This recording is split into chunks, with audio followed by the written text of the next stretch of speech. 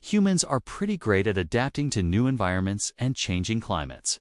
In fact, we've been able to do this because of our ability to use language, plan for the future, and invent new technology. But how would these modern conveniences fare against those from the Stone Age? Specifically, we're talking about the tools they used, their weapons, and what they wore. What if they were dropped into today's world? How long would prehistoric humans last? And more importantly, how many of us would it take to beat one prehistoric human? Let's find out. First off, let's talk clothing. It's hard to tell what prehistoric people wore, because most clothes were unmade with durable materials that have survived for thousands of years. Most garments were made from animal skins that decompose way faster than stone or bone. This is why most of the clothing we find from prehistoric times was made from plant fibers like flax, hemp, bamboo, and reeds. While these are more fragile, they can still be found preserved in bogs, caves, and tombs. Based on what we found, prehistoric clothing wasn't exactly high-tech. These early humans were wearing loincloths, which were basically a piece of material wrapped around the waist. Women typically wore skirts made of animal hide, and men wore loincloths or sometimes a kind of breechcloth. They also likely wore jewelry made of shells, bone, or stone, and may have used body paint for decoration or protection. If you've ever seen the movie The Grey starring Liam Neeson, the wolves use a similar tactic by biting the paint off the Native American characters. This makes sense, since paint made from natural ingredients would have been toxic to wolves or other animals trying to eat them. So although prehistoric people didn't have much clothing, they did have some pretty interesting accessories. The next thing we need to talk about is shelter. Unlike clothing, prehistoric homes are more likely to survive the test of time. One of the oldest examples of a prehistoric home we know of is called the Malacoya I structure, located in Argentina. This building was constructed 14,500 years ago and was mostly built underground. It was made up of poles that were planted in the ground, then filled with dirt and rocks. The roof was made of animal hides that would have kept the people inside warm during the harsh winters. Another example is the adobe walls in North America. These structures were built between 550 and 4,500 years ago and are basically made of mud bricks. Prehistoric people built dome-shaped huts with thick walls that could withstand extreme weather conditions. Some prehistoric people even used mammoth bones to build igloos. These homes might not have been very easy to build, but they worked well in cold climates and protected people from predators. That said, it might be easier for us to make a tent and set up camp than try and mimic these structures. We have backpacks, rope, sleeping bags, and high-tech fabrics that would make life in the wilderness a lot easier. However, while we can stay warm and dry, it's not certain that we could protect ourselves from the elements. Today, flash floods, tornadoes, hurricanes, and wildfires threaten our lives every year. A prehistoric person might have been able to handle a single disaster like a flood or an ice storm, but there's no guarantee that we could do the same. Plus, camping isn't exactly safe either.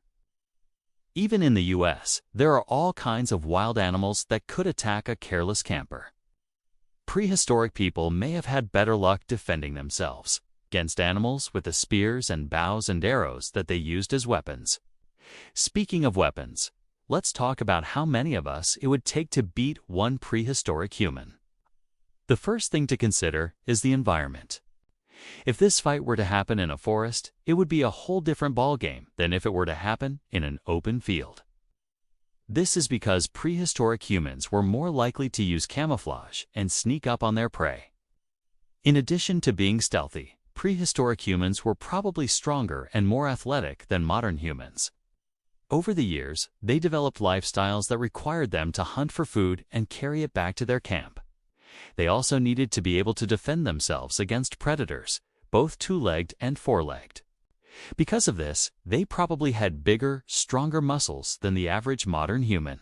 Of course, modern humans like you and me have come up with some pretty creative ways to kill prehistoric humans.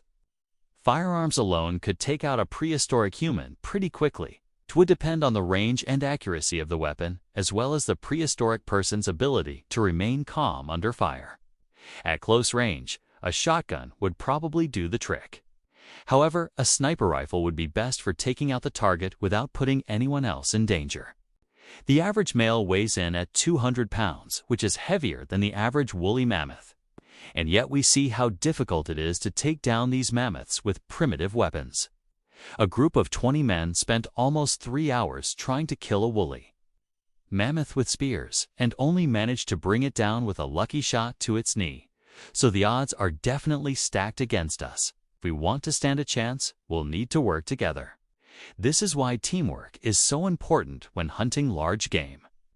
We want to take out the target as quickly as possible, before it has a chance to react. This means using diversion tactics to distract the prehistoric human and then attacking when it least expects it. We could use smoke bombs or flashbangs to disorient it and make it easier to hit. But no matter what, we'd need to be prepared for anything. A well-trained prehistoric human could probably take out several modern humans with its bare hands. So we'd need to be ready to fight back if things go south. To level the playing field a bit, let's assume that our prehistoric human doesn't have access to any weapons. Even still, it would likely take more than one person to take him down. Our best bet would be to use numbers to our advantage and overwhelm him with sheer force. However, this wouldn't be easy by any means. A single blow from a prehistoric human's fist could probably knock out a modern human, maybe even kill one. Plus, they were likely much more agile than we are, which would make it tough to get close enough to strike a fatal blow. Not to mention they may have been covered in hair, which would offer some protection from punches and scrapes. Taking down a prehistoric human would require a lot of manpower and coordination. A group of at least 10 people would likely be needed, and they'd have to work together seamlessly to distract, disarm, and overpower the target. If anyone gets too close, they could be easily knocked out with a single punch. So communication and strategy would be key. Now that we've talked about weapons and the odds of taking down a prehistoric human one by one, let's discuss food. Food is essential for survival, and prehistoric humans were experts at finding food in the wild. They knew where to find edible plants and how to hunt animals for their meat. In contrast, modern humans have become accustomed to having food readily available to them. We don't have to go out into the wild to find food, but we also don't have the skills that prehistoric humans had. We rely on farming, ranching, and fishing to provide us with food. If we were dropped into a prehistoric environment, we wouldn't know what plants were safe to eat and which ones would kill us. And we definitely wouldn't know how to hunt animals without the right tools.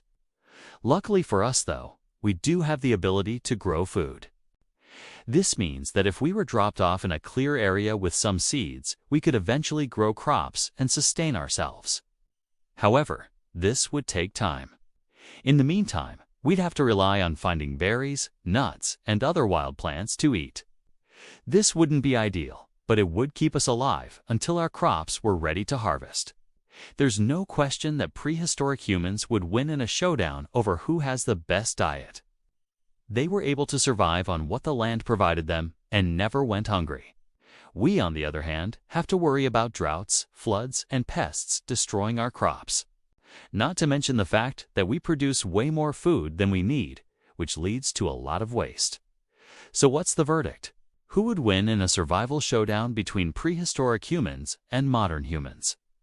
Overall, we think that prehistoric humans would come out on top. They were more in tune with the natural world around them and knew how to survive off the land. They were also stronger and more athletic than modern humans, which would give them an edge in a fight. However, we should mention that it really depends on the environment. If the fight takes place in a forest, prehistoric humans would have the upper hand. But if it were to happen in an open field, modern humans would be able to use their firearms to take out the target more quickly. Still, prehistoric humans would likely prevail in most cases. They were simply more skilled at surviving in the wilderness than we are. What do you think? Do you agree or disagree with our assessment? Let us know in the comments below. And thanks for watching. Don't forget to subscribe if you haven't already. See you next time.